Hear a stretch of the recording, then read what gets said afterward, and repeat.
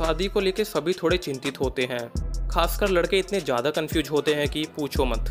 वो सोचते हैं कि जिससे हमारी शादी होगी वो लड़की कैसी होगी, क्या उनके साथ जीवन अच्छे से बीतेगा या कोई समस्या आएगी।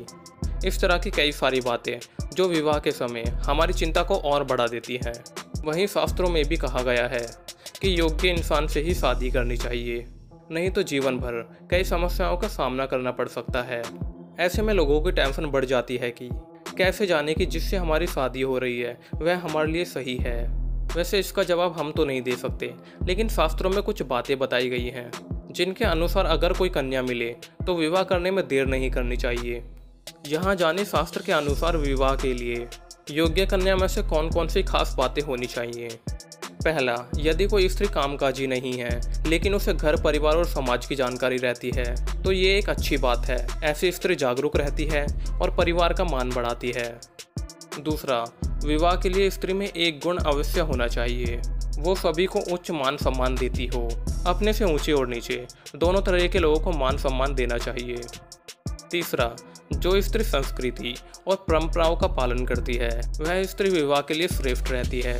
ऐसी पत्नी पति के लिए सौभाग्य बढ़ाती है, पूजा पाठ से देवी देवताओं की कृपा करती है जिससे घर में समृद्धि आती है।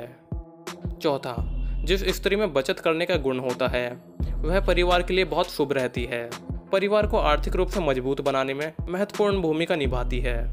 ऐसी स्त्री को लक्ष्मी का स्वरूप माना जाता है। पांचवा, जिस स्त्री की आवाज़ मीठी हो, जिसके बोलने से सुख अनुभव होता हो वह विवाह के लिए श्रेष्ठ रहती है।